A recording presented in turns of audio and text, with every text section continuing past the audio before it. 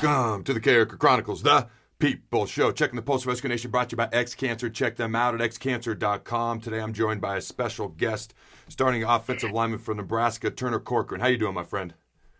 Doing good. How are you? Now, I appreciate you taking the time. I know you're on your way to class, so I'll try to keep this brief and short. All right. Just coming off a bye, got 5 games left this year. Up to this point of the season, the offensive line, as we know, has had some ups and downs. What are some of the reasons, like you guys are big, you're talented, you got some highly recruited guys up front, such as yourself. What would you attribute some of the ups to and some of the downs to for the offensive line so far this season? The ups and downs are all, I'd say first I'll go with the ups. When we're all playing together, we're a talented unit. And, sometimes if something's not going too well, we got to do better as a unit of picking each other up and, saying, hey, let's go. We still got, we're still in this fight. We got to keep playing hard. We got to keep the quarterback clean. We got to give a hole for the running back. So, we just got to do better as a unit. And personally, as myself, I got to do better. I got no excuse as to why I'm playing well. I know how to play well. I've done it before, and I just got to be able to do it more consistently. Talk to me about new offensive line coach Donovan Raiola. What's he been like? What has he brought to the offensive line room here in his first year as the coach? Coach Donnie, he's been a real dude for us. He's always cut it straight with us. He's never BS'd any of us. And that's his type of coaching mentality. He's going to shoot it to you straight, whether if you had a good play or not, whether you need to correct your hands or your footwork or your eye placement or something like that. It doesn't matter how small it is. When you play offensive line play, it always comes down to technique versus someone else's technique. So, at the end of the day, he's a real stand-up guy, and I really respect him. We played against each other in the league and with each other, so tell him I said hi the next time you see him.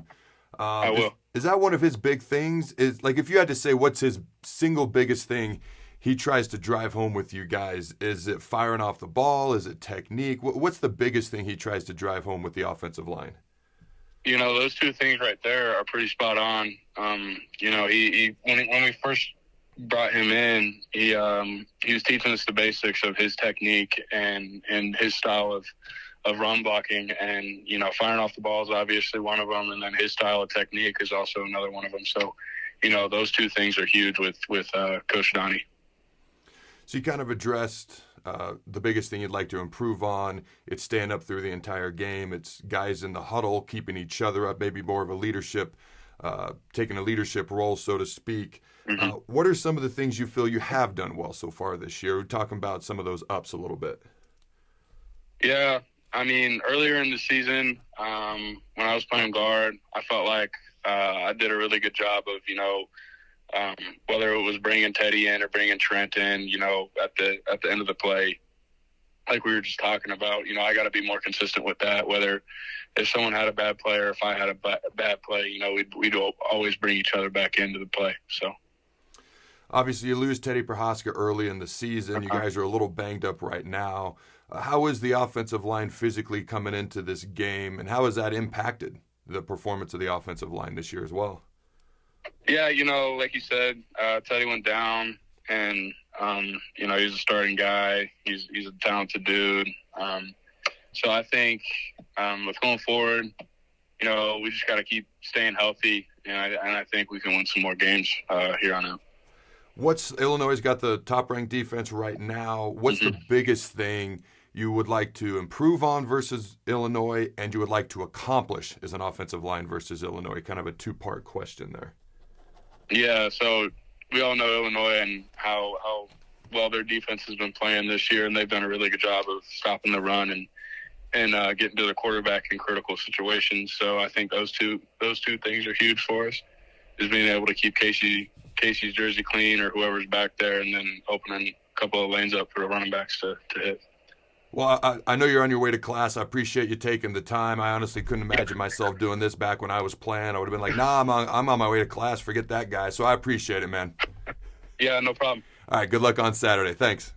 Welcome to part 2 of our first ever 2-part Carriker Chronicles show. Here's my reaction and breakdown to Mickey Joseph's press conference. Now, he opened up the press conference by saying they use the bye week to get healthier down the stretch. They're going to try to match their opponent's physicality because they've got a tough 5-game stretch coming up, starting with a physical Illinois team. When asked about Illinois' pass defense, Coach Joseph said, and I quote, "Men and women don't lie, but numbers do," end quote. I guess that's actually what his dad used to say, but he said in pass defense, when it comes to the numbers, they're Illinois, where the S is silent, they're top 5 in all passing categories. They're up there in sacks and INTs as well. He said they don't do a whole lot of fancy things. They pretty much just line up.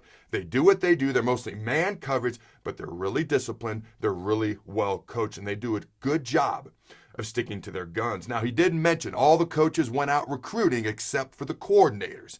He said the coordinators stayed in from recruiting. The offensive coordinator stayed in to focus Coach Whipple on getting that run game going, Anthony Grant going. They are a little beat up front, and I got to be honest with you. I feel like we're beat up every year. We've been beat up this entire year, especially on the offensive line. It comes back to the strength and conditioning staff. Now, when asked about Illinois potentially double covering or bracket covering Trey Palmer, he simply said, other guys are going to be open. All right. And as I mentioned, the other coaches have been out recruiting, including Mickey himself, because he reiterated they want to do things the right way. They're going to recruit like they're going to be here coaching in the future. And he did allude to the offensive line. They want to focus on JUCO kids who can come in and make an immediate impact. And when asked about the transfer portal, he said, hey, with JUCO kids, you just got to talk to the JUCO coach and you got less questions. With transfer portal kids, they're transferring, and there's a reason they're transferring, and then you got to go all the way back to high school and cipher through all that information because there's a few more question marks there. Did talk about over the bye week that Coach Joseph preached execution to the team. All right, again, physicality of the Huskers, he was asked about that. He said the Huskers have improved a lot over the past few weeks in that department, but he did also reiterate Illinois is a physical football team. Now, asked about meeting with Trev Alberts, he didn't say a whole lot. Briefly just kind of mentioned they typically meet every Sunday. Typical normal meetings, wasn't going to give us a whole lot there, and I respect that. When asked about the number 2 running back on the depth chart behind Anthony Grant for this Illinois game where the S is silent, he talked about Jacques Jant and Ramir Johnson, okay, because right now Gabe is a little bit beat up, and I think he alluded to his toe if I remember correctly. Now, when asked about Trey Palmer, all right, and his speed, he said he's the fastest wide receiver he's ever coached. Okay, when asked why it didn't work out at LSU with Trey, Coach Joseph simply responded, it's a loaded room. Lots of NFL guys, first-round draft picks. Now, he did admit that Trey has probably matured and grown up a little bit since he got here at Nebraska. And he did say, hey, ever since he was five, he's always been the best player on the field every time he stepped foot on the field. So it was a different experience for him when that wasn't the case when he first got at LSU. And I'm going to be honest with you. All you youth football coaches, youth parents out there, don't hand everything to your kids. Okay, don't carve a path for them. I don't care how talented they are, because there's going to come one day, and if they play past high school, where they're going to have to prove themselves and earn it, and it ain't going to be handed to them. And if they don't work out, the guy behind them's just like them, going to step up. Random sidebar, I apologize, but there's a lot of truth in what Coach Joseph said, and I see it right now every day because I got like 84 kids and 9,000 sports, and it's fun, but it's a little bit of craziness too. Now, when asked about second half adjustments and the success they've had on those second half adjustments, Coach Joseph credits the other coaches for looking at what didn't work in the first half and seeing what's going to work in the second half, and then he credits the players for being able to implement those adjustments during and throughout the game. All right, now, when asked about the confidence of the team, he said, and I quote, they're a different team, end quote. And he said, and I quote, I got to get them over the hump, end quote. He talks about how they still have confidence. They still have confidence, and he showed them where they're at in the standings, and it's kind of crazy, but everything's still right there. All right, but they are still a confident and different team to this point. Obviously, they still got to improve. All right, the last thing he said, and this got brought up a couple times, he says the Huskers will depend on the fans Saturday to be loud and interrupt Illinois' offense. Ladies and gentlemen, give this video a like if you're excited about the game. Comment below with your thoughts on Turner Corcoran's interview on the offensive line and my breakdown of this press conference. Go Big Red, throw the bones. This show is brought to you by XCancer. Join the fight at XCancerStore.com and support your loved ones, your neighbors, and cancer fighters all over the world and help them gain access to revolutionary treatments. XCancerStore.com has a wide variety of t-shirts and merchandise supporting a wide variety of cancer battles so you can show off the colors that matter. Proceeds from each purchase not only help those at home, but also cancer fighters in Tanzania, Africa. Check them out at XCancerStore.com. Huskers.com.